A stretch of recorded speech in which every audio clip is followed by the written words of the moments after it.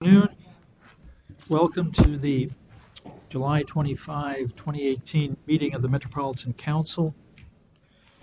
First item of business is approval of this afternoon's agenda. Do you have any changes to the agenda? Hearing none, a motion is in order.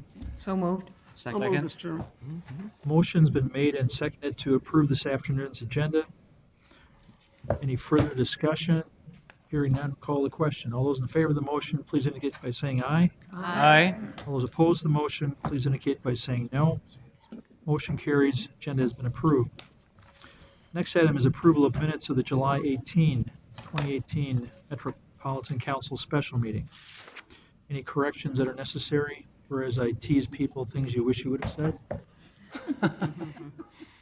Move approval, Mr. Chair. Second. Thank you. Motion's been made and seconded. Any further discussion? Hearing none, we'll call the question. All those in favor of the motion, please indicate by saying aye. Aye. All those opposed to the motion, please indicate by saying no. Motion carries. Minutes have been approved for that meeting. Next item is the public invitation for comments. In this part of the agenda, what we do is try to focus on items that are not on the agenda. For an individual, it's 3 minutes. For an organization, it's 5 minutes. Do we have anybody who would like to speak at this time about something not on our agenda? Seeing none, we'll move on to the business portion of the agenda. First item is the joint report from Transportation Management and Community Development Committees, item 2018-153. It's the same week item, the 2018 Unified Budget Amendment for the second quarter. Council member. Mr. Chair, this amendment includes proposed changes to both the capital and operating components of the unified budget. On the capital side, the Parks program is proposing adding $20.9 million in state-funded projects to the authorized capital program and removing completed projects. The Transportation Division is proposing adding $80.3 million in federal, county, and regional funded projects to the authorized capital program and removing completed projects. Transportation is also amending the Southwest LRT project budget to reflect updated project cost estimates. On the operating side, the Transportation Division is recognizing $4.8 million in new federal and other revenue and exchanging federal capital funds for motor vehicle sales tax funds in the operating budget. The amendment was reviewed and approved by the Transportation Committee at its July 9th meeting and by the Community Development Committee at the July 16th meeting and by the Management Committee meeting earlier today. The motion is that the Metropolitan Council authorizes the 2018 Unified Budget as indicated and in accordance with the attached tables. Is there a second? Second. Motion's been made and seconded. Is there any further discussion on this item? Hearing none, this is a roll call item. Call the roll, please. Rodriguez. Schreiber. Aye. Munn. Aye. Barber. Aye. Elkins. Aye. Dorfman. Aye. Cunningham. Aye. Latowski. Aye. Reynoso. McCarthy. Aye. Rummel. Aye. Delander. Kramer. Aye. Commerce. Aye. Chavez. Aye. Wolf. Aye. Cherimoff.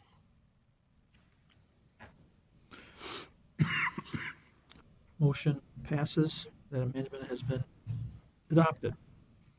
Turning now to the next portion of the agenda, which is the consent agenda. Anybody wants to pull anything from the consent agenda? If not, a motion is in order. So moved. Second.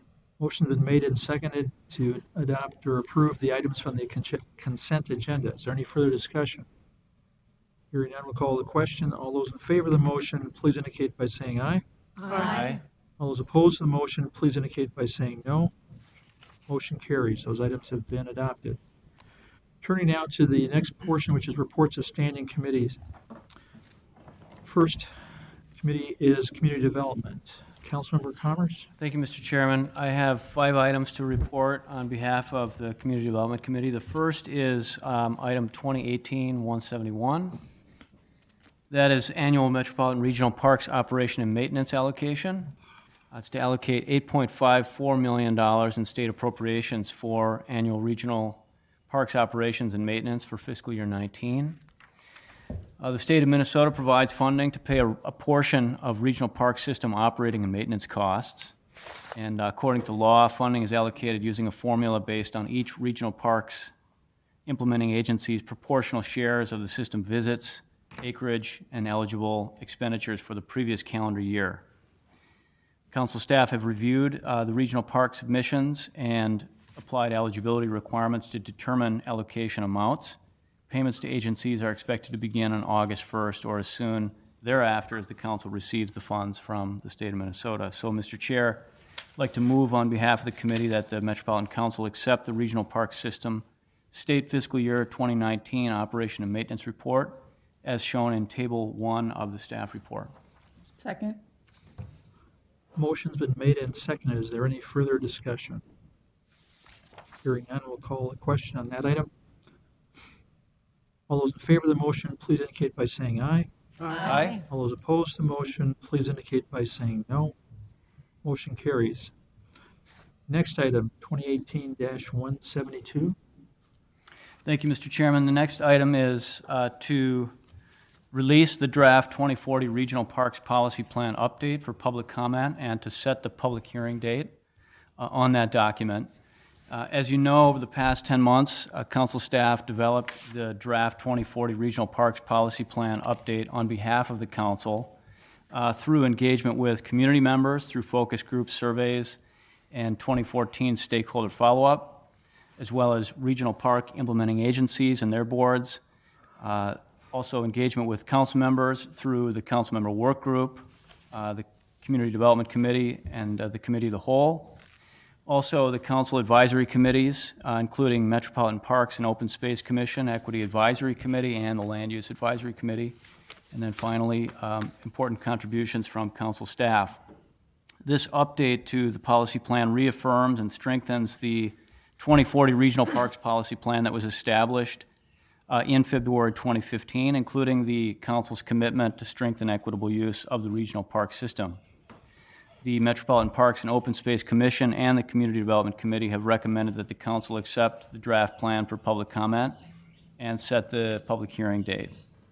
After the public comment period closes in early October of 2018, we plan to host a joint Community Development Committee and Metropolitan Parks and Open Space Commission meeting to review public comments and discuss outstanding issues. And so, Mr. Chair, on behalf of the committee, I move that the council first release the draft 2040 Regional Parks Policy Plan for public comment. Second, authorize a public hearing to be conducted regarding the draft plan at 4:00 p.m. on Monday, September 17th, 2018, as part of the Community Development Committee meeting on that day. Third, receive public comment from July 26th to September 24th. And finally, direct staff to publish public hearing notices that include the link to the draft 2040 Regional Parks Policy Plan for public comment under the council's administrative procedure for public hearings. Thank you. Is there a second on that motion? Second. Okay. Yes, Councilmember Wolf. Thank you, Mr. Chair. There was a slight error in the original drafting of this, as that of the public comment period has to continue 10 days beyond the public hearing. And so we need to amend this proposed action. It's just a simple housekeeping amendment to the third bullet where it says September 24th. It should say September 27th. So that would be my motion. Is there a second on that correction? Okay. Motion's been made and seconded on the correction motion. Is there any further discussion on that item? Hearing none, we'll call a question on that. All those in favor of the motion of correcting that date, please indicate by saying aye. Aye. All those opposed to the motion, please indicate by saying no. Motion carries on that correction amendment. Mr. Chairman, Yes, Mr. I have Councilmember Cunningham. as you recall at the Community Development Committee, I raised some questions about language, particularly on page 106 and 107, replacing paragraph 3. I worked with staff over the time period, came to some resolutions around this, and so I want to make an amendment. I talked to the chair of the Community Development Committee today about the changes, and he seemed very amenable to them. So under that, I'll just read this change under paragraph 3, and there's 2 changes.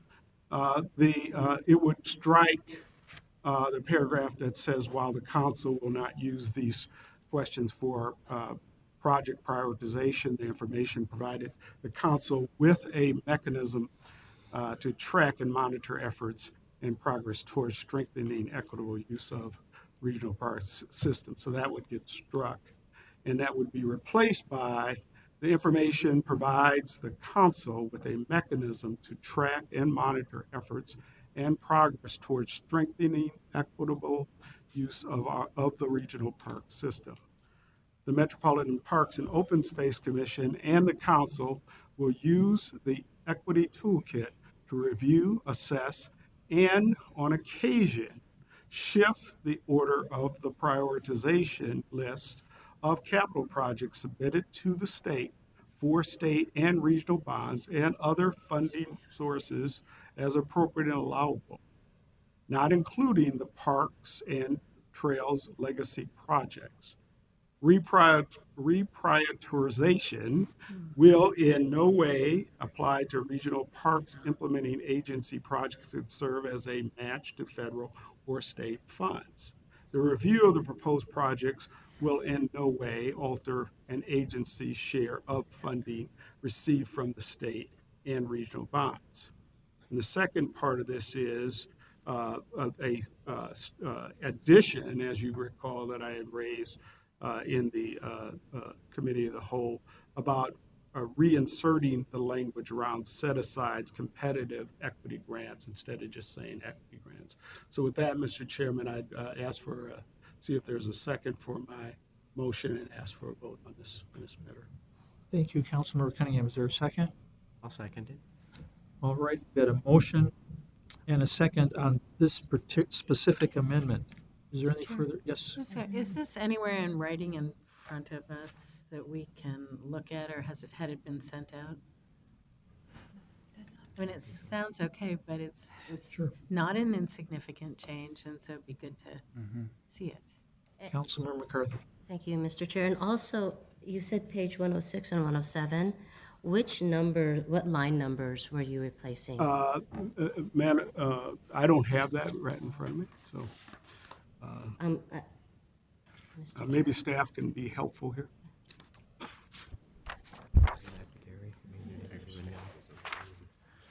Anybody have it just sitting in your Under pocket? finance. Mr. Chair, there were some copies outside, so we can see if there were additional copies. Okay, if we of could language. pause for just a second to see if there are those copies. It was line number 4 under finance strategies 4 on page 106 and 107. So it's that section, most of it's on 107, Councilmember McCarthy.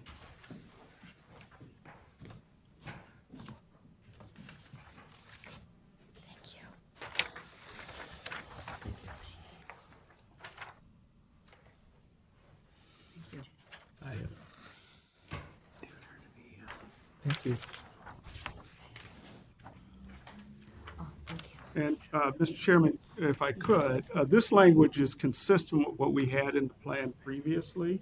What it does is it really just takes out the legacy fund, which the legislature actually took out and said that we couldn't prioritize. Right. But the rest of the funds we can indeed prioritize.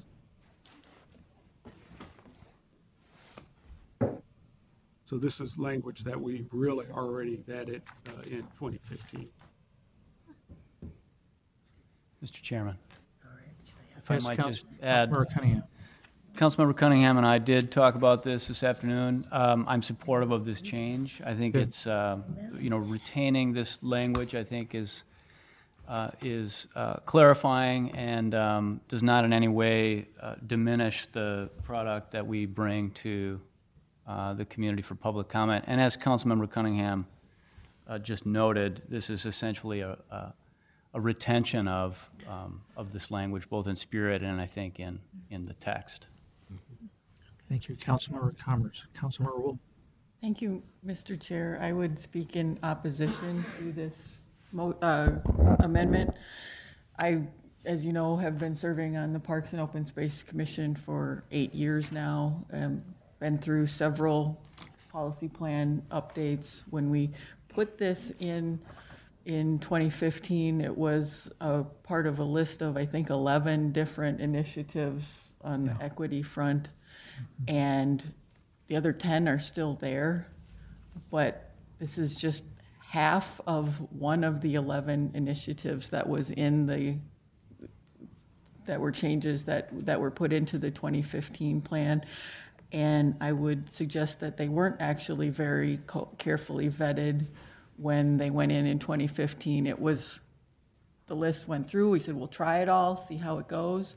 And that particular aspect did not work well at all. From a timing standpoint, it was very difficult both for our staff and for the agencies, because this process begins more than a year before the money actually comes, when you're guessing what the bonding bill might be and what the council matching funds might be, and then the agencies submit their list, and then it has to be evaluated by staff, and then evaluated by the Parks and Open Space Commission, and then by the Community Development Committee, and then approved by the whole council. And then many, many months later, the legislature decides whether they're even going to have a bonding allocation for regional parks or not. And it creates a lot of work and frustration, but it was not showing any promise in terms of actually accomplishing anything. We had a lot of feedback from agencies, from the commissioners, from the legislature, that this was just kind of an extra step that didn't need to happen and was creating a lot of extra work. And there really wasn't anybody who went through the process who said, boy, I really think that reordering projects is the essential part of this work that we're doing. There was feedback saying that the equity toolkit was a good thing to have, but the actual reordering of projects was just creating problems and not solving any problems. It was essentially a problem to do, but it wasn't accomplishing anything. It's not that anybody was trying to reduce the council's commitment to equity or anything. It just was tried and it simply didn't work. Putting this back in for the public comment disregards all of the work that's been done by all of the people that were putting information in, working on this plan. Like, that just never happened. Like we did it, it was great, and then somebody just decided, hey, let's take those words out, and that's not what happened. This didn't work. There's plenty of other things in there that are working and are useful, and I think you're going to just create a fight with the legislature. This isn't going to come up in the budgeting process again until 2 years from now, because next year is legacy and the bonding is another year after that. That leaves plenty of time for the legislature to make a law saying that we can't reorder those projects, but what's the point? It didn't work. And it's divisive to try to take that fight to the legislature next year without accomplishing anything. So I would urge you to vote no. Okay, thank you. Councilmember, go ahead. Mr. Chair, if someone could answer this question, just want a little bit of clarification. So this reprioritization does not affect any of the projects that have matching grant funds, whether it's state or federal. So those will always be higher in the list, and they will stay that way, if I'm reading this correctly. But then what happens to like the maintenance projects? would this affect those projects?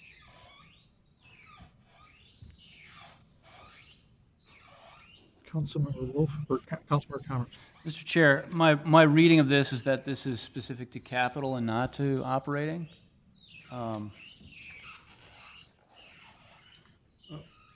Councilmember Cunningham. I think that answers the question that you asked, Councilmember. I want to at least speak through the chair on the questions. I did have the occasion to talk to some representatives on the Open Space Advisory Commission. Uh-oh, I'm going off here. And Mike Siri's trying to answer the question for me.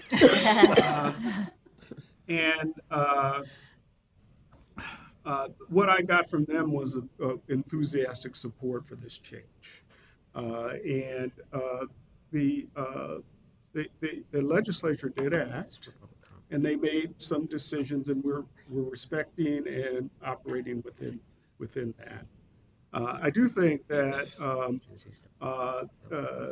what I'm hearing and what Councilmember Wolf is hearing are different, and that's obviously we talked to different crowds, different groups, because I'm not hearing from the Minneapolis Park District that they're all up in arms and upset about this.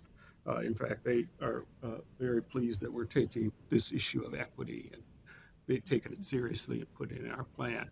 The real question for us is that we did vet this pretty clearly. I went through a whole process with the Community Development Committee in 2015. We went through a whole process around what would be in there. This came through the whole council with a full vote.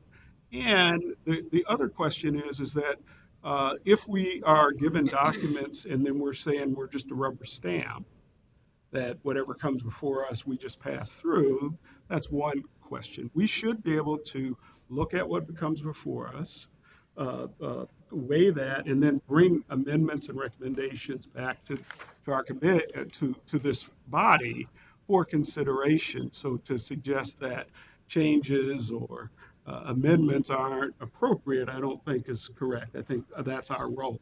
That's our charge, is to look at this and then bring back the recommendations. As I said, and as Councilmember Commerce has said, this really just maintains the language that we had. It keeps us within the statute, and it ensures that the conversations occur and that we actually have some actual teeth in what we're trying to do around equity with the park jurisdictions. So I would again suggest that this is really not that big a change from what has existed. Councilmember. Thank you. I just want to point out this is a draft plan. This is why we have public comment. Councilmember Wolf. Thank you, Mr. Chair. First, I wanted to respond to Councilmember McCarthy's question because if the maintenance work is something that is of a long life, it is a capital expenditure. You know, if you've got a dilapidated structure that you're re-roofing and doing major repairs to, that is a capital expense, and it does come under these this source of money. So that is one of the concerns that people had, was when you have your long-term plan of how you're going to do these major maintenance projects, but then if somebody decides something else sounds more equitable, you're going to give up on your stewardship of your existing structures. That was a concern, that under this language, that is something that we could do. And we did have one item that was reordered under I believe it was under the legacy money, that the result of it sounded like it would not be an equity thing, but the result was, if it didn't get fully funded, if it was to the bottom of the list, so it ended up not getting fully funded, the things that would be lost were additional ADA compliance things, because you have to do the minimum for ADA law, but this plan actually had more than the minimum things, you know, doing a better job of ADA accessibility than was required under law. But if it didn't end up getting fully funded, you'd lose all of those extra ADA things.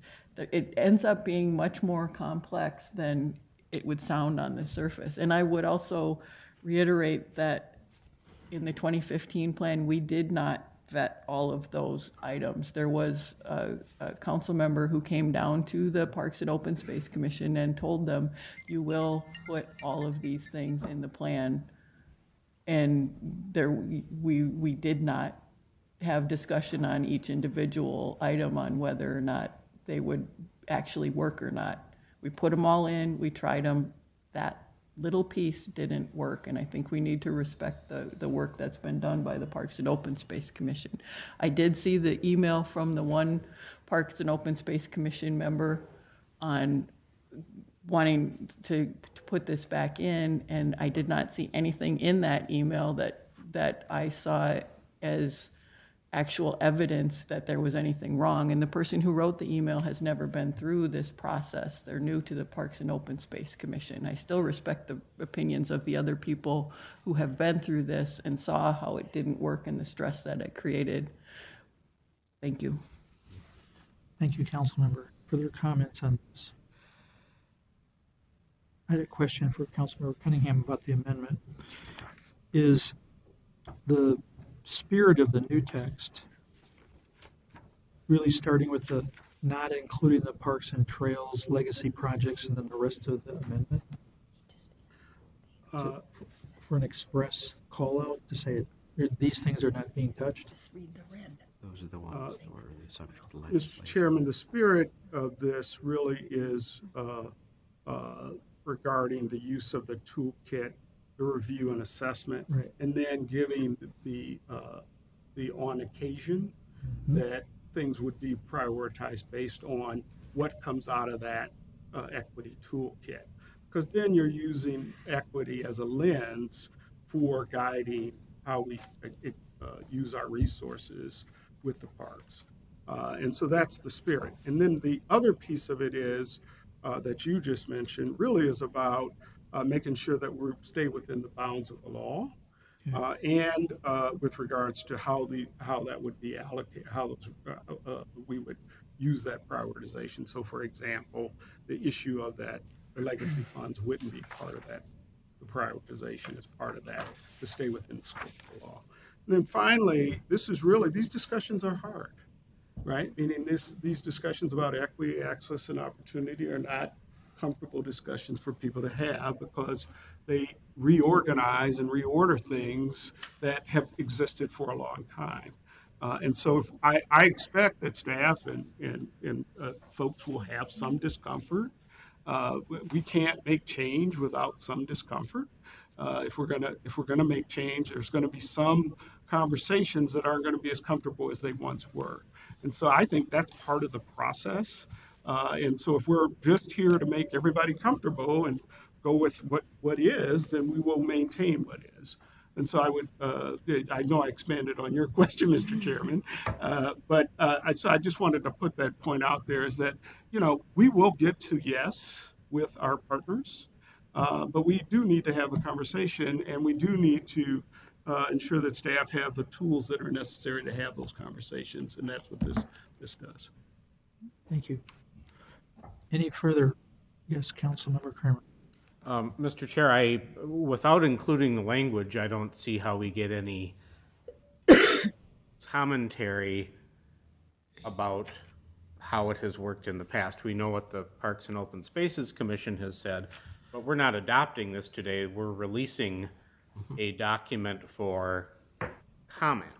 And so if the process is as cumbersome as it may well be, I would like to hear that from our agencies. Otherwise, we'll be having the same discussion to insert it into the document when we haven't put it out for public consideration. So I guess I would be interested in putting it out there so the agencies or other individuals involved can say, hey, this is really stupid, or fix it, or whatever. But not not putting it in suggests, for public commentary, sort of suggests that we're not interested in it at all. And I suppose you could argue that putting it in suggests we're going to pass it, because most of these documents pass in their entirety, but, you know, people can come and speak about it. That's why we're having a public hearing. Okay, thank you. Yeah. Councilmember Wilkins. Mr. Chair, at the same perspective, I'd like to use this language as a basis for discussion with the park commissioners that are in my district. Okay. Councilmember Barber. Thank you, Mr. Chair. I think it can go either way as it goes out to public comment, but I think what I'd like to know or get some more input from our staff is to the implications to address Commissioner or Councilmember Wolf's comments, because I think she's got a great deal of experience with the parks, regional park system and the policies behind it. So I'm quite confident that they are valid concerns, and I want to get a better understanding of that. So I'd ask staff to provide us with some additional information on the actual impact of the change in language. Okay. Councilmember Munt. Mr. Chair, colleagues, when we said that equity was a priority, our goal was to create a region where everybody has the ability to achieve their well-being and their potential in life, and part of that is about being able to enjoy the great outdoors. For those of you who aren't on community development, we know from the park usage numbers that people of color are not using the parks even when they live nearby. We also dug deeper to find out that that was because people didn't know that the parks were there, or the parks didn't have the facilities that would meet their needs. For example, immigrant families that want to bring the whole family can't go to a park where there's only one picnic table, right? We need to be intentional about achieving equity, and having the toolkit was our attempt to help folks have conversations that they haven't been having to date. It was to make this easier, not harder. And I support the language, not just for public hearing, but for implementation. Councilmember Schreiber. Thank you, Mr. Chairman.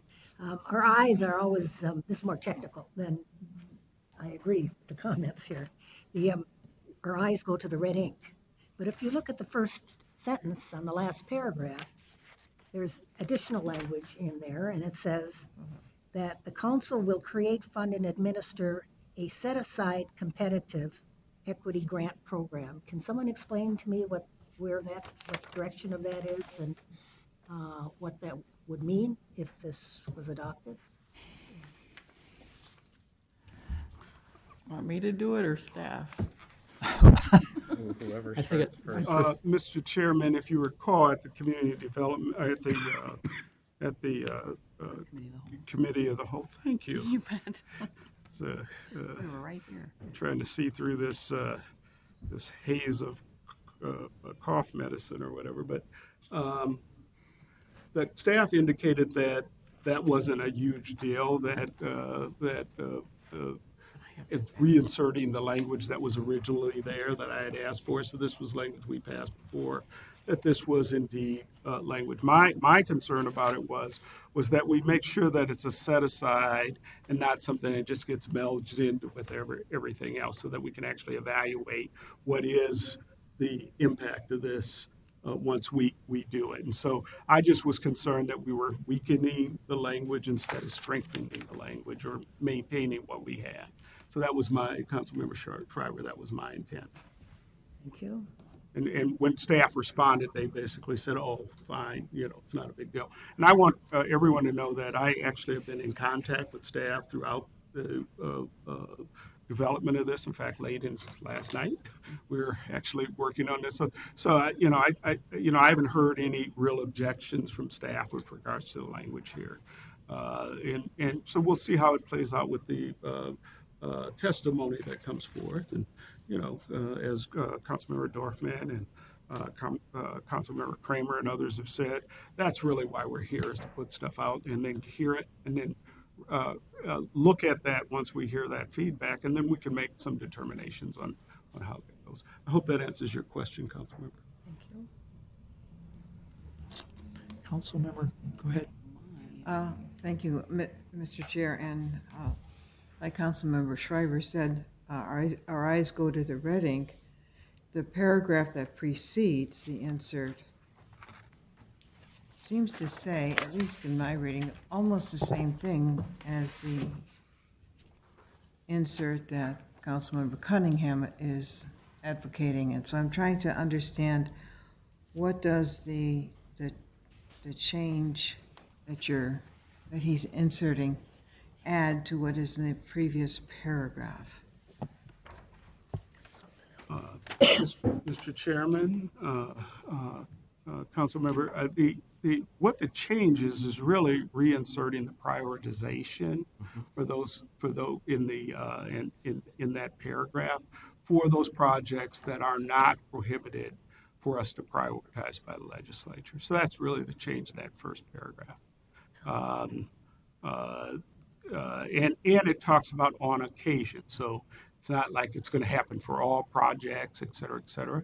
But when we evaluate these projects based on the equity lens that we've all talked about, we want to utilize, and we're utilizing here at the council as well. So we're requiring that of ourselves, but we're also saying that as part of this, we're going to use the equity toolkit, that equity lens, and look at these projects through. And where it's allowed, we would use that equity toolkit to determine prioritization of projects in part. So that's what the difference is. It's really about prioritization and using the toolkit so it actually has some, it actually has, it actually is something that we're using in how we're allocating our resources, right? That's in the paragraph before. Raise questions of equity and conversation with the regional park implementation agencies and their boards as they select and prioritize projects. So I find it duplicative, but I'm missing the nuance that you're going after. I'm sorry. I'm sorry, Mr. Chairman. That's the best I can do. I think I can help actually. Okay. Thank you, Mr. Chair. In the unamended language, it specifically says that while the council will not use these questions for project prioritization. Oh, I see. So that's what he's taking out. So it's not highlighted in red here, probably should be as a... Yes, it should. Well, actually it does. It's struck through here, actually. Right, that one is. Councilmember Lotowski. And I'm going to try to just add on to the clarification. That first paragraph that's not changed is, I think, a description of how the implementing agencies should use the toolkit and why they want to use the toolkit. The new language gives the stick along with the carrot. Here's what, if you don't use the equity toolkit, we have reserved the right to reprioritize. Okay. Thank you. That does clarify. Councilmember Wolf. I've been waiting so long, I don't know if I remember altogether what I was going to say, but the MPOS members have not shied away from the tough conversations at all. And this is not at all about being afraid of change or having a tough conversation. It's about recognizing that this is money, we're talking about money that is allocated by formula to the agencies. So it's going to be their money no matter what. The discussion is on how big of a pie it is for everybody, not taking money from one agency and giving it to another. That discussion of how big the pie is going to be is something that we go through with the legislature and the governor when they decide the bonding bill. The trend, which management committee saw in their meeting that they just got out of, is that the legislature isn't bonding for regional parks anymore as a group. That pot of money that's supposed to be allocated under this formula has been going away and being replaced by earmarks for individual agencies for individual projects instead. So we've already lost that support for our regional park system on distributing money by formula.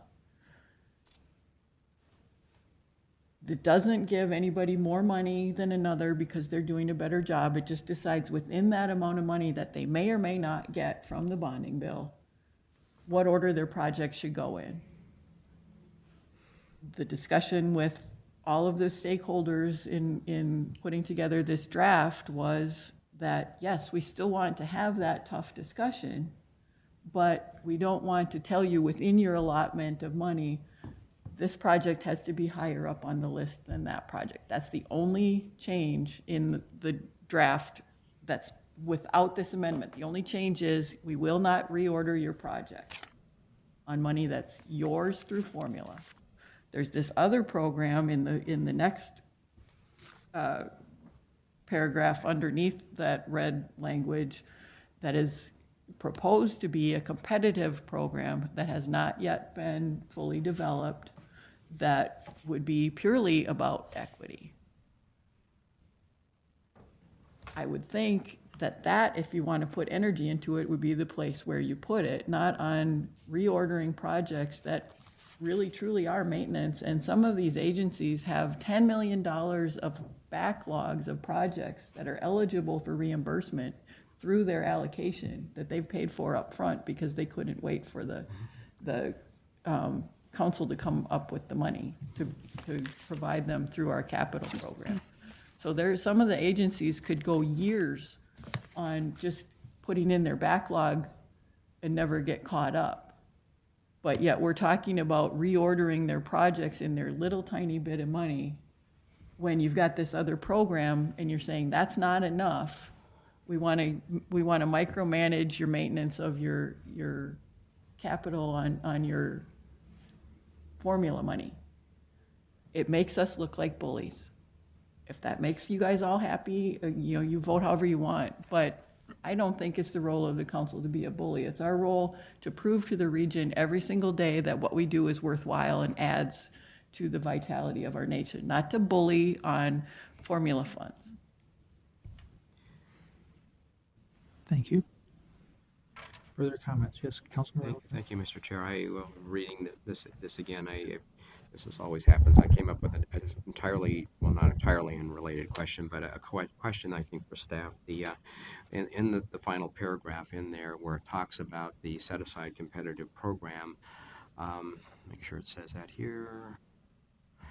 It limits that set-aside program to capital projects. And my question probably to staff is, are all of the funds that we are considering for inclusion in this equity grant program limited to capital projects?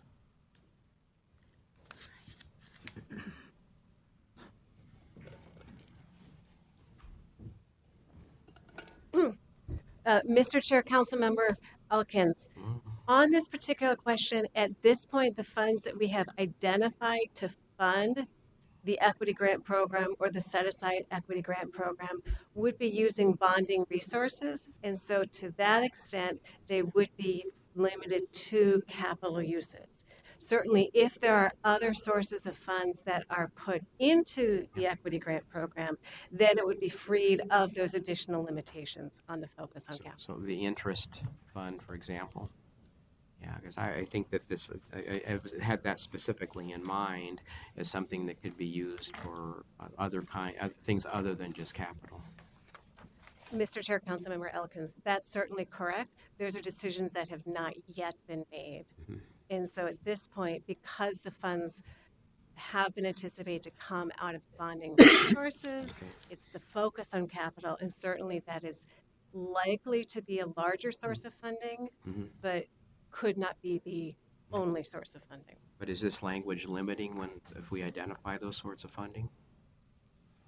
Mr. Chair, Councilmember Elkins, the language that is in the draft plan is intended to be fairly loose at this point. We will separately be developing the specific details of the equity grant program, determining exactly how much money is available, exactly what uses are available.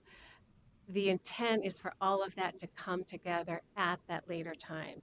Certainly, if we want to evolve some of the specific language of that, certainly I anticipate that there will be changes in the draft policy plan that comes through for approval in the fall, and that would be an opportunity to do that. Okay, thank you. Further questions, comments? Hearing none, I'm going to call the question. Again, this is on the amendment proposed by Councilmember Cunningham.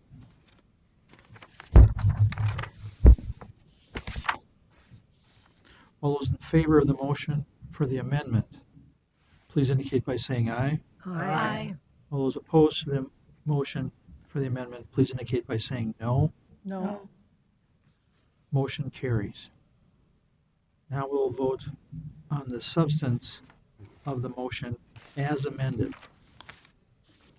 Is there any further discussion?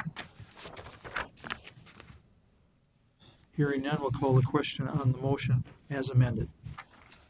All those in favor of the motion as amended, please indicate by saying aye. Aye.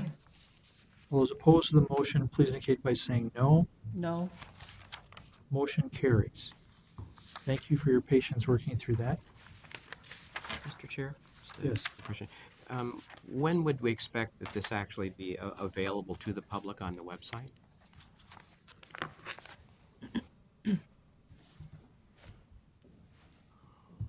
Mr. Chair, Councilmember Elkins, because we were not exactly sure what would happen at today's conversation, we anticipate that the full version with the changes that you have amended in will be available tomorrow. Okay, thank you. Councilmember Commerce. Thank you, Mr. Chair. The next item from the committee recommendation is item 2018-191. This action is to award a $100,000 Livable Communities Demonstration Account pre-development grant to the City of St. Paul for the East 7th Street housing site. If approved, the council's pre-development funding, in this case, will support a coordinated redevelopment planning effort to demonstrate how to implement mixed-income development through 2 housing projects in an area of concentrated poverty on St. Paul's east side. Once completed, the projects in the planning stages are expected to result in over 500 new housing units, including 480 market rate but lower rent units and 60 income restricted units. So, Mr. Chair, on behalf of the committee, I move that the Metropolitan Council award 1 LCDA pre-development grant for $100,000 and 2, authorize its Community Development Division Director to execute the grant agreement on behalf of this council. Second. Okay, motion's been made and seconded. Any further discussion on this item? Hearing none, call the question. All those in favor of the motion, please indicate by saying aye. Aye. All those opposed to the motion, please indicate by saying no. Motion carries. Councilmember Commerce. Mr. Chairman, thank you. The next item is 2018-192, and this action is to award 1 Livable Communities Demonstration Account TOD pre-development grant for $25,500 and 2 tax-based revitalization account TOD site investigation grants totaling $55,849 to the City of St. Paul.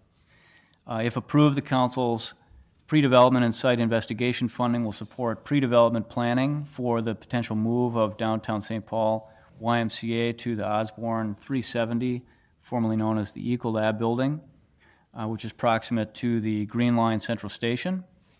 It will support site investigation for the Northwest University and Dale project in St. Paul, and it will also support site investigation for the Capitol Professional Office Building redevelopment in the city. Once completed, the projects in the planning stages could result in close to 150 new housing units. So, Mr. Chair, on behalf of the committee, I'd move that the council award 1 LCDA TOD pre-development grant for $25,500 and 2 TBRA TOD investigation grants totaling $55,849, and that we authorize our Community Development Division Director to execute the grant agreements on behalf of this council.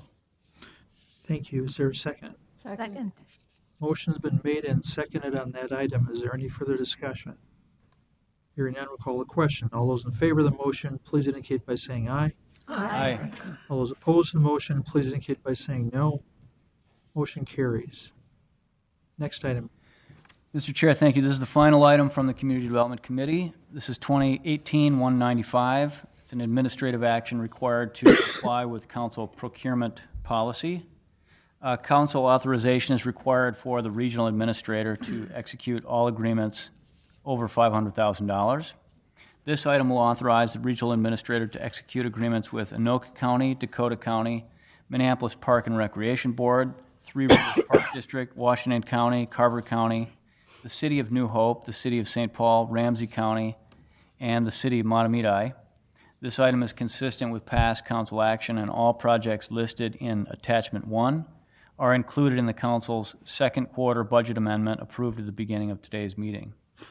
So, Mr. Chair, on behalf of the committee, I move that the council authorize the regional administrator or their designee to execute 13 grant agreements totaling $18,777,300 with the regional park implementing agencies and cities as indicated in and in accordance with the attached table in the staff report. Thank you. Is there a second? Second. Motion's been made and seconded on this item. Is there any further discussion? Councilmember Wolf.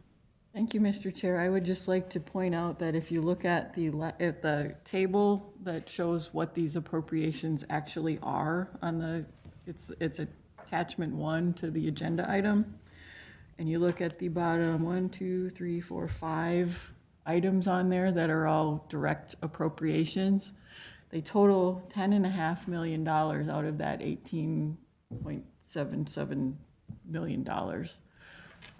That's an example of what's been going on in in the state budgeting process in terms of the support or lack thereof for the regional park system.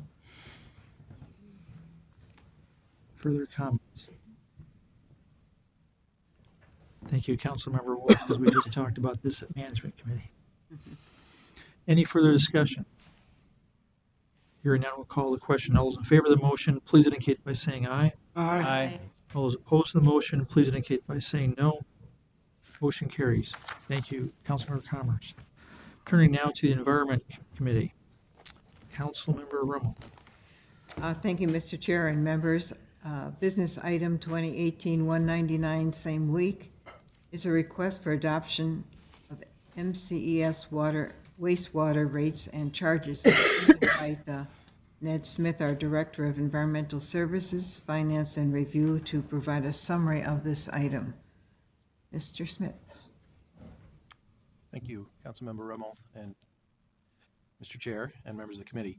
As Councilmember Rummel said, I am Ned Smith. I'm the Director of Finance and Revenue for MCS, and I'm here today to walk you through our proposed 2019 rates and charges, as well as some of the public feedback we received and some plans on SAC.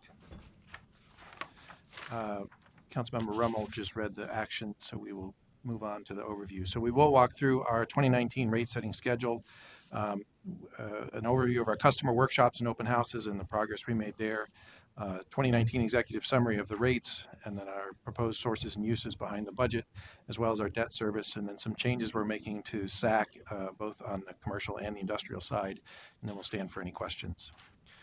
Just to set the stage for the calendar, this has been a long process. We build our budget. The actual department owners put the numbers in back near the end of March. So we do go out in March and share with our industrial customers. This was a great 3 sessions. We had over 140 people come. We broke out liquid waste haulers separate from industrial waste haulers, since they have separate issues and items, and really had a dialogue with our customers to find out what's on their mind and what are they concerned with, which has a lot to do with how we got to the SAC proposed changes that I'm going to talk through in a minute. On May 8th, we presented these rates to the Environment Committee to get their direction to go out to the public meetings. And then we did have our customer forums and open houses on May and June. We tried to do one on the east side and one on the west side. And then in July, we are here reviewing the rates to get those formally approved. And then these will be baked into the budget that will be presented for preliminary operating budget adoption on August 22nd. Customer workshops and open houses, this was a new forum for us.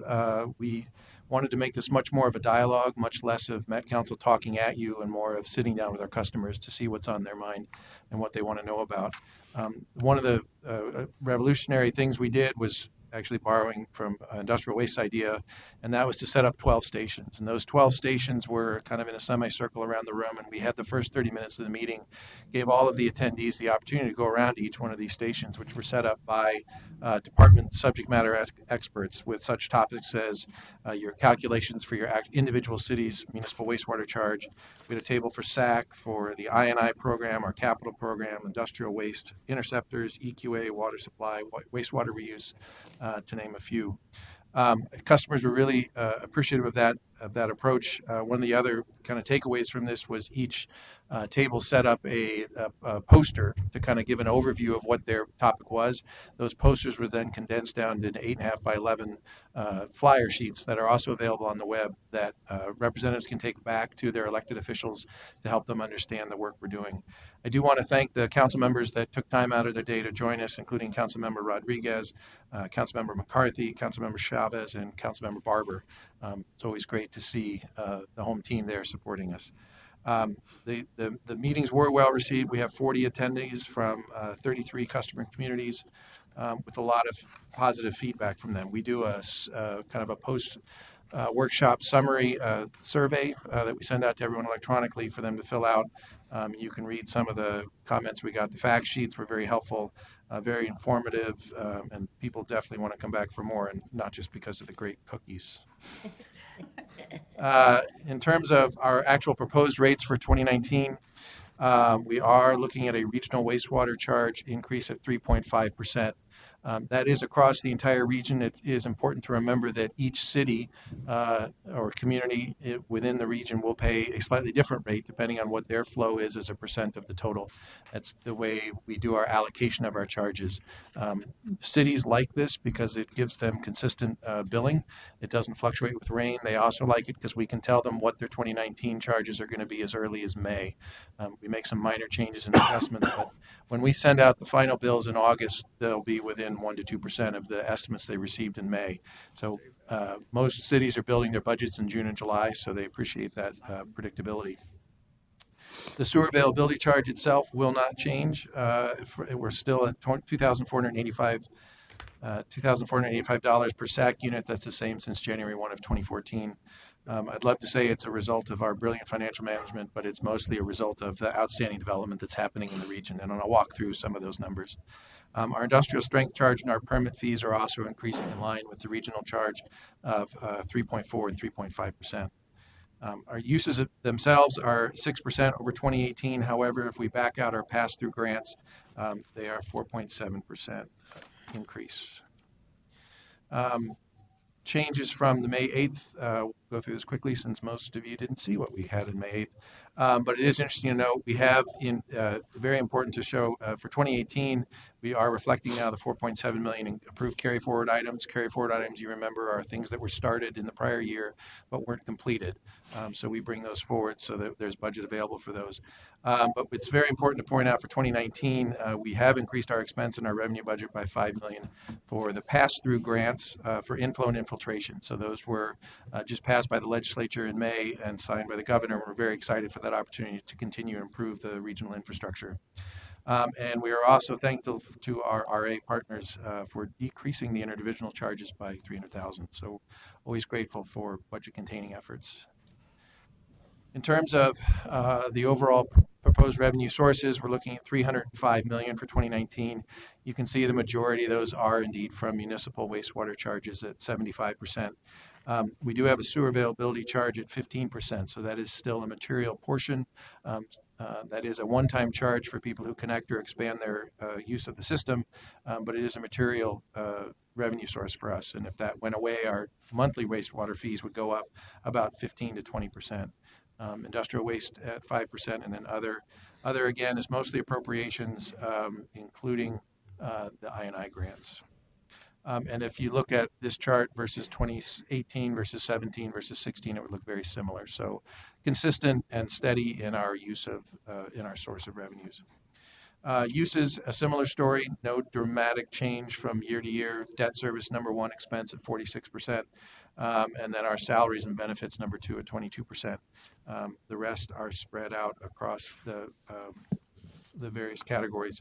And again, not much change year over year. We do want to just highlight our outstanding debt. We're at about 1.3 billion as projected for the end of 2018. The great news here is you can see at the bottom of the chart, for those of you with good reading glasses, that that number will be coming down over time. So we're at 1.320 is our peak in 2018, and then that'll slowly be chipping away as our debt service expense increases. So part of what's driving that is a little bit of a debt bubble here. Some of that's due to the back in the recession in the 2008 to 2011 timeframe. We did push some of our principal payments out into the future. Today is the future, so we are those dollars are coming home to roost. So we're looking at an $8 million increase in our debt service for 2019 on a base of 131 million. 2020 will be the same amount, and then 2021 and 2022 will be closer to $9 and $10 million increases. So we do have a bit of a bubble, but that should level out and then follow with inflation going forward. Tragically, this is the exact same chart that you see every year. We were expecting an update by now. This is from the National Association of Clean Water Agencies. They do a survey every 3 years. We put it in because hope springs eternal.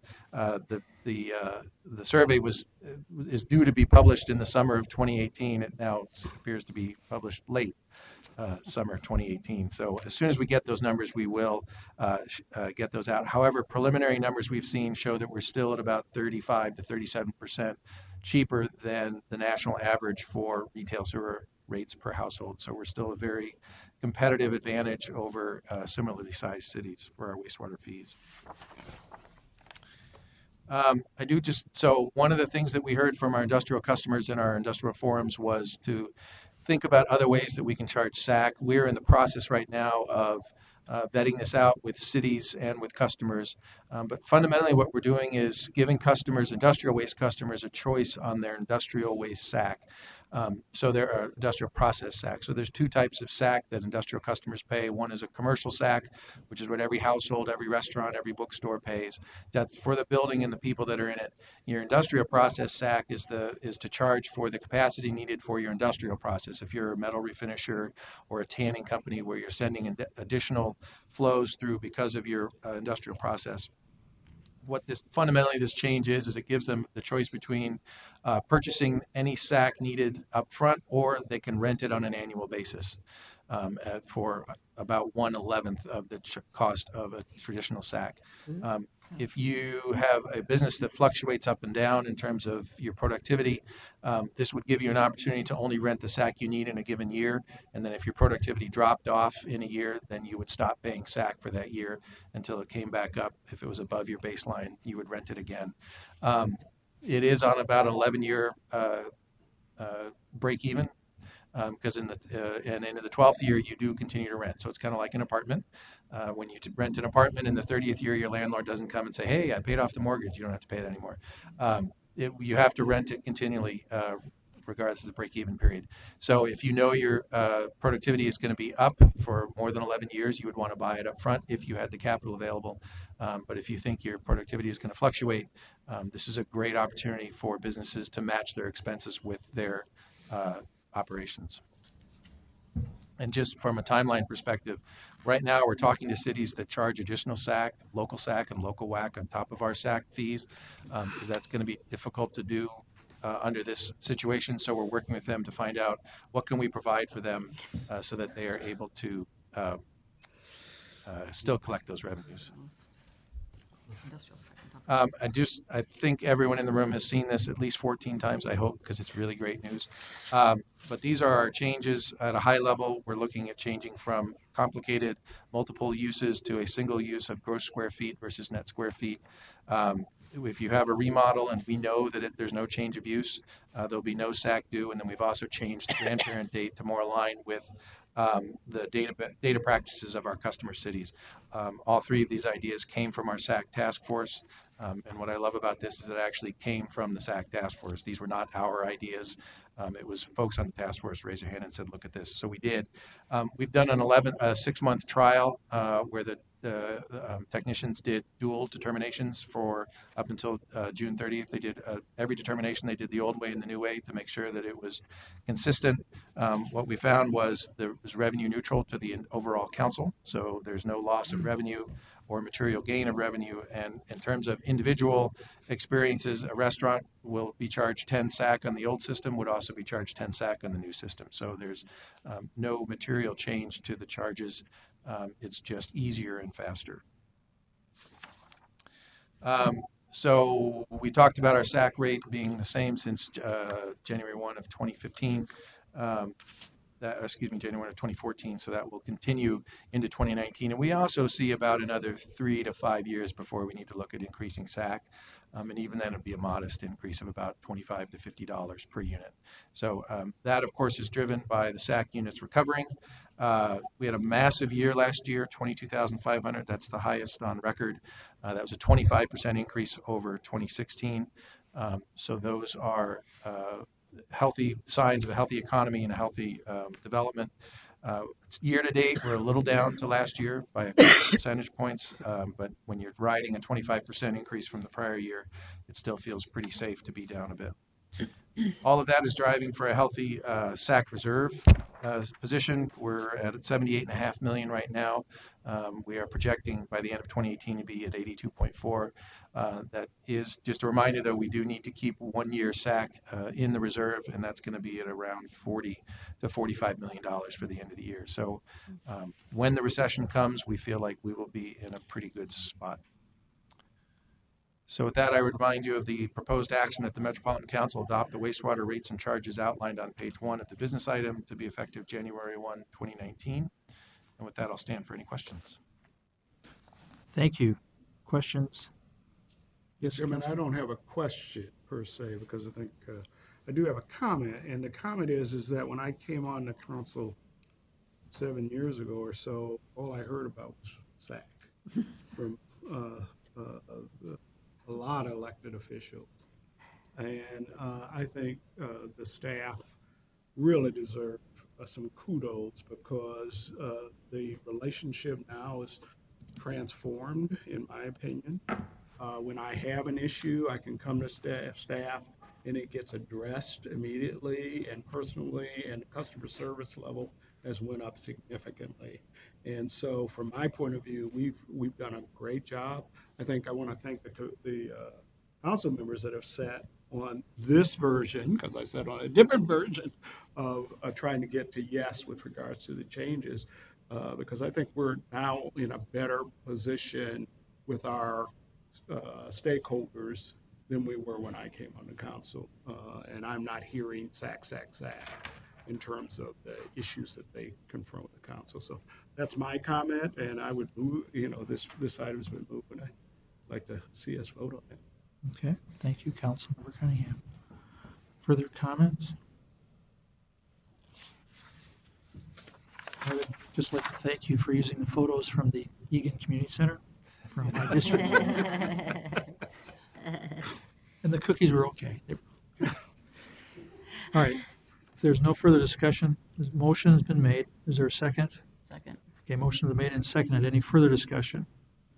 Hearing none, we'll call the question. All those in favor of the motion, please indicate by saying aye. Aye. All those opposed to the motion, please indicate by saying no. Motion carries. Turning now to the items from the Management Committee. Councilmember Kramer. Mr. Chair, this is business item 2018-22. I'm not sure why it got such a low or high number, but this is the contract labor agreement with the International Union of Operating Engineers. Their contract expired December 31st, 2017. They represent about 150 of our employees. Following recommendation from the International Union of Operating Engineers Executive Board, the local membership ratified the agreement at the end of June.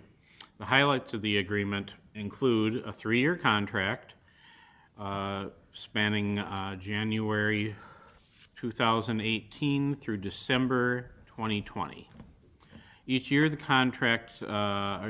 agreement provides for a 2.5% general increase in for all eligible employees in the bargaining unit. Consistent with the medical cost-sharing policy established by the council, the agreement includes gradual increase in employee responsibility for health insurance premiums. The cost of the labor agreement has been reviewed by finance and was negotiated within the economic parameters we have established. This item was reviewed this afternoon by the Management Committee.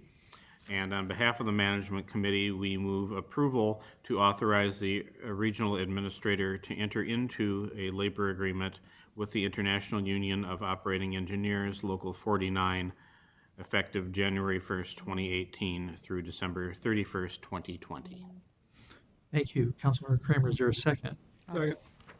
Motion's been made and seconded. Is there any further discussion on this item? Hearing none, we'll call the question. All those in favor of the motion, please indicate by saying aye. Aye. All those opposed to the motion, please indicate by saying no. No. Motion carries. Next item, Councilmember Kramer. Mr. Chair, business item 2018-183 is a loan agreement with the Minnesota Public Facilities Authority and issuance of a general obligation sewer note. Annually, the council applies for a loan to fund a portion of the Environmental Services Capital Program over the next year. This year's loan request is for $45 million. The interest rate is anticipated to be 1.1%, which is 2.1% lower than the bonds we recently issued for environmental services. This will result in an estimated present savings value of $7.6 million over the course of the 20-year note. The council will issue a general obligation note pledging the full faith and credit to secure repayment of the loan. Funding for the note repayment is from revenues from the wastewater system. Mr. Chair, the motion is that the Metropolitan Council approves the attached parameters Resolution 2018-8 to authorize the regional administrator to execute the loan agreement with the Minnesota Public Facilities Authority in substantially the same form as the attached agreement, and further to issue the related general obligation sewer note securing the loan agreement substantially in the form of the note referenced in the resolution. Thank you, Councilmember Kramer. Is there a second? I'll second. Motion has been made and seconded. Is there any further discussion on this item? Hearing none, we'll call the question. All those in favor of the motion, please indicate by saying aye. Aye. All those opposed to the motion, please indicate by saying no. Motion carries. Thank you. Councilmember Kramer, next item. This is the property insurance contract 2018-184. It seeks we seek council authorization to bind coverage of its property insurance with XL Catlin effective August 1st through August 1st, 2019. It is an amount not to exceed $2.1 million. The Metropolitan Council has had its property insurance with FM Global for several years. After a competitive marketing effort this year, however, the quote from XL Catlin was determined to be the most advantageous. They not only offered the appropriate coverage in engineering services, but its rate was more than 15% lower than our previous provider. This lower rate, which has been guaranteed for 3 years, results in an annual savings to the council of approximately $275,000.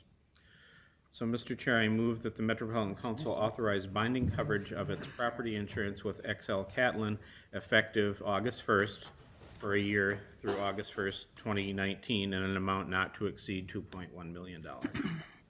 Thank you, Councilmember Kramer. Is there a second? Motion has been made and seconded. Is there any further discussion on this item? Hearing none, call the question. All those in favor of the motion, please indicate by saying aye. Aye. All those opposed to the motion, please indicate by saying no. Motion carries. Thank you. Turning now to the Transportation Committee item, Councilmember Schreiber. Yes. Thank you, Mr. Chairman. Mr. Chairman and members, 2018-162 deals with the approval of the D-Line Station Plan that will establish station locations, providing critical direction and focus to the detailed design and engineering phase anticipated to begin later in 2018. On May 9th, the Council authorized release of the recommended D-Line Station Plan for public review and comment. Following release, public comments were accepted through June 8th, 2018. A total of 52 comments were submitted during this additional comment period. Station locations in the final plan are consistent with those in the recommended plan. Excuse me, the Transportation Committee approved the final plan on June 25th, but the Council continued to receive comments focused on the recommended Chicago and 48th Street station. To accommodate these ongoing conversations, the date of the proposed action for the Metropolitan Council to approve the final D-Line Station Plan was changed from July 11th, 2018 to July 25th, 2018, and there was a meeting with policymakers and business owners this past Monday. In response to ongoing conversations, Councilmember Latovsky will present an amendment to this motion directing project staff to continue to engage station neighbors and other stakeholders on station design at Chicago and 48th as the D-Line advances into engineering. I therefore move, Mr. Chairman, that the Metropolitan Council approve the D-Line Station Plan. Thank you, Councilmember. Is there a second? Second. Motion's been made and seconded. Is there any further discussion? Councilmember Latovsky. Thank you. I have a motion, and I think everybody has a copy of it in front of you. It just adds some additional language based on this conversation that we had with the businesses. Okay. So I move the motion to be amended to read as follows. That the Metropolitan Council approve the final D-Line Station Plan and direct staff to continue planning and community engagement activities related to the planned station at 48th Street and Chicago Avenue. Following this work and through future action, the council will confirm or revise the planned station at this location. Second. Where is this? And if I could make some comments on it? Certainly. Thank you. Excellent. Thank you. So I wanted to start by saying that I am in complete support of the final D-Line Station Plan that is in front of us tonight that includes a stop that serves the commercial node at 48th and Chicago. This motion is not at all intended to put that station into question. And I also want to be clear that through the comment period, we heard a lot of support for a stop at this location. But more recently, we have also heard some opposition, some just outright opposition, but also some more constructive feedback from the business and property owners. Many of them were surprised to see the stop added in the revised plan that came out in May because it wasn't included in the first draft of the plan. So this motion is just intended to be clear with staff and the community that, one, we think the commercial node deserves the enhanced bus service that the D-Line will bring to support the neighbors, employers, employees, and customers for this area. But that we also think that there's more engagement to be had with those same stakeholders to determine the best location for how to serve this node.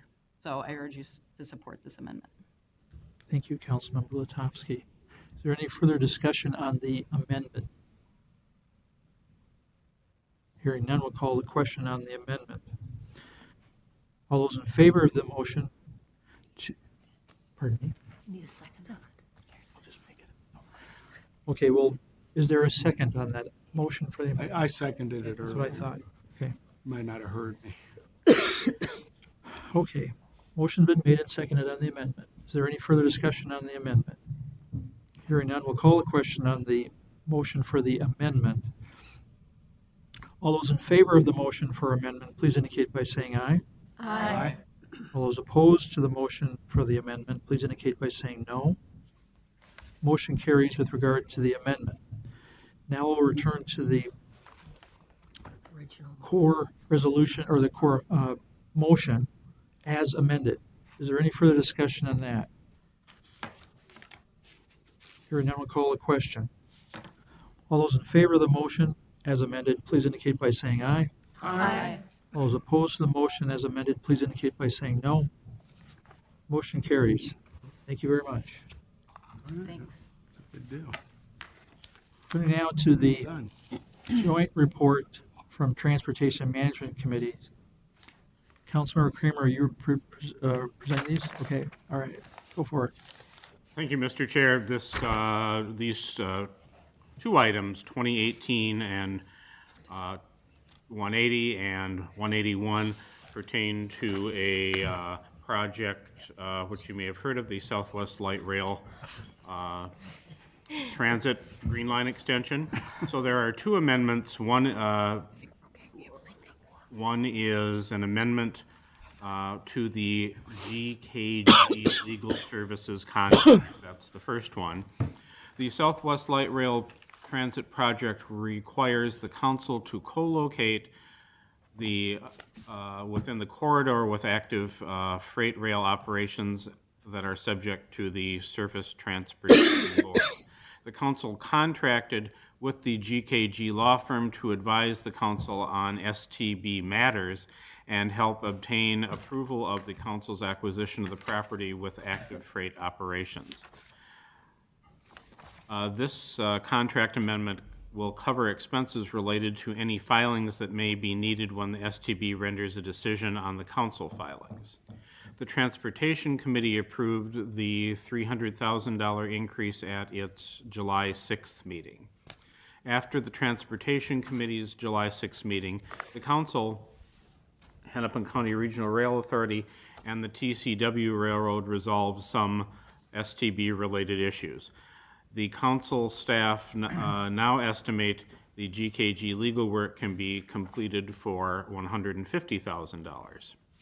So, Mr. Chair, I move that the Metropolitan Council approve the contract with the regional administrator to execute a sole source contract amendment to the Legal Services Contract 16P243 with GKG related to freight rail for the Southwest Light Rail Transit Green Line Extension to add $150 to the existing contract amount of $450,000 for a grand total of $600,000 and to extend the term of the contract through December 2019.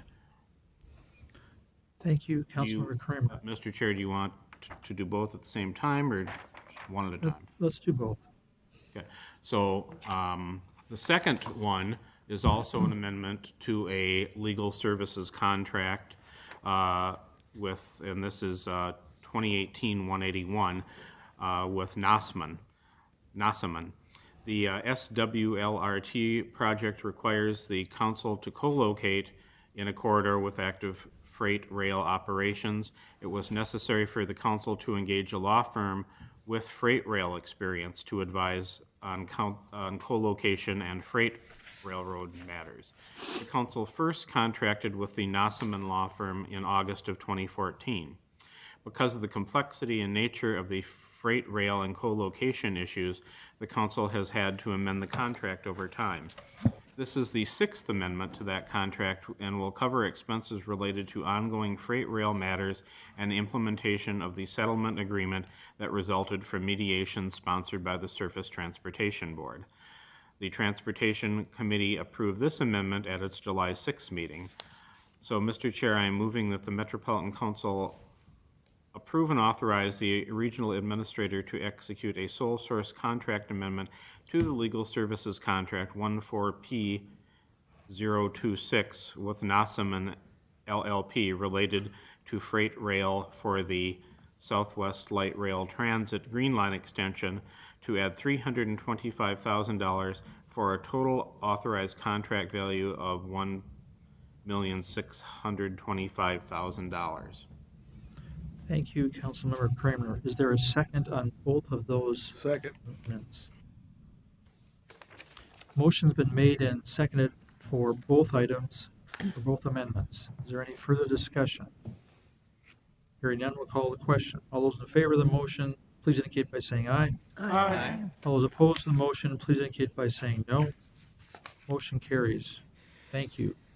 That completes the business portion of our agenda. Turning now to reports from the council members. Would you like to comment on your journeys in your districts? Yes, Councilor. Just a brief report. Councilmember Latosky and I yesterday had the opportunity to speak with the Mill City neighborhood, and it was really a great conversation. A lot of interest in the Minneapolis comp plan coming out of there, and a lot of interest in what's going on with Southwest Light Rail. But citizens are really engaged, at least in Minneapolis, with regards to the work we're doing. We got a lot of compliments from the residents about how we've been carrying out our work here. So, while in places I go, we're not very much supported, in that neighborhood, we really are supported. Good. Councilmember. Okay, to continue on that same thread, I got to attend a groundbreaking for the Chamberlain Apartments in eastern Richfield, which is the first multifamily project to be built in that part of the city since the late 60s. And because there were no comparables, it was very difficult to finance, and the AFL-CIO Trust stepped in to help back up the financing. But they, like you said, I mean, they were very happy that we played a pivotal role in getting a TAB grant to make the related road improvements to service the development. And it's really kind of unique in that it's a combination of about 300 new market rate apartments, plus includes the preservation of about 60 existing affordable units, which are being refurbished and retained as affordable units as part of the project. So they were happy that we were there. Right. Councilmember Mudd. Mr. Chair, colleagues, on Monday night, the City of Minnetonka approved the zoning and building plans for a 462-unit, much affordable housing development right by the future Opus station along the Southwest Light Rail line. So there's been some great coverage of that in the Star Tribune and on Channel 5. So housing boom is happening. And also, if folks missed it, Steve Berg did a great op-ed in the Star Tribune about the discussion over the 2040 plans. And basically what he said was that the cities that will thrive in 2040 are the cities that provide choice in both housing and transportation. Anybody else? Excuse me, Councilmember Connor. Thank you, Mr. Chair. I just wanted to note that the Land Use Advisory Committee, we had our meeting last Thursday, another great dialogue. And one of the things that we got into in some detail was some work that I wanted to offer a particular commendation to our research division about, and that is this document called The Typology of Change in Suburban Neighborhoods. And this builds on work that I think has been underway for about 9 months. It really breaks down really sort of themes of change in suburban communities in the region in a way that I think is just really phenomenal work. And I've been sharing that with some folks nationally who I know are interested in some of the same dynamics. I just want to highlight it and offer kudos to the authors and the researchers in-house here who've been involved within the Community Development Department and or division. And urge you to check it out. It's on the LUAC agenda for this last Thursday if you're interested in looking at it. I'm sure we could also provide a paper copy if that's of interest. Thank you. Anybody else? Councilmember McCarthy. It was a pleasure to attend a Metro Transit Police event today that promoted, I believe, I was with Councilmember Wolf. Was that total of 5? 4? 4, 3 sergeants and 1 lieutenant. And 1 lieutenant.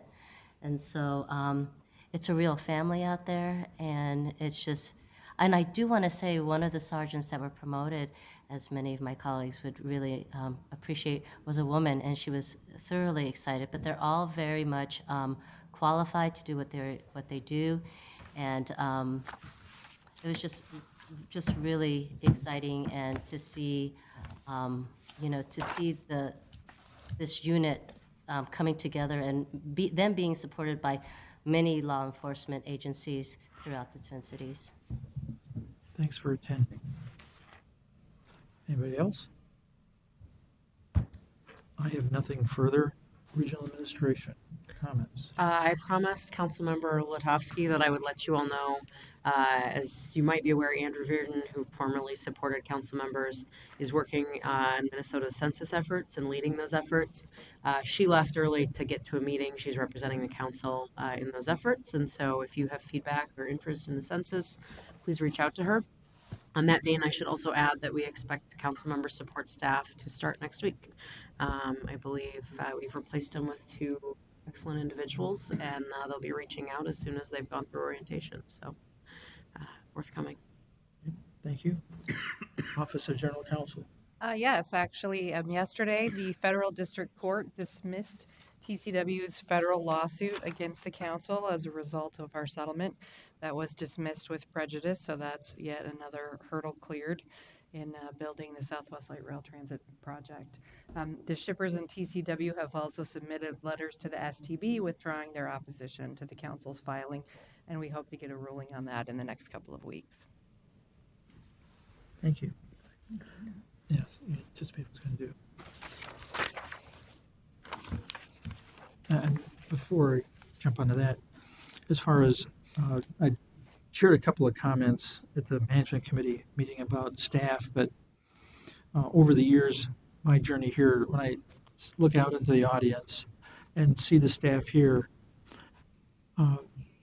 I know personally the sacrifices of time you make and how thrilling these meetings can be sometimes.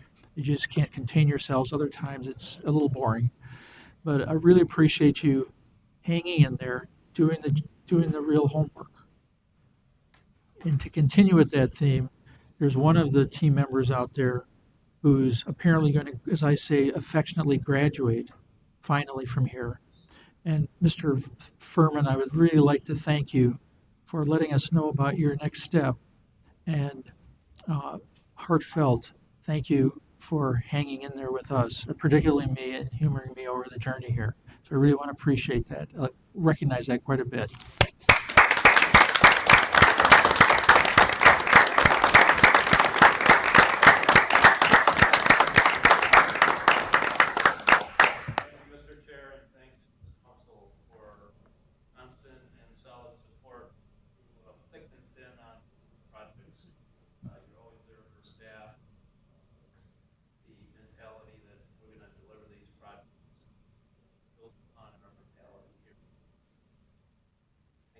Thank you. Anything further for this evening, for the journey? All right, well, if that, we're going to adjourn. See you next time. Take care. All right.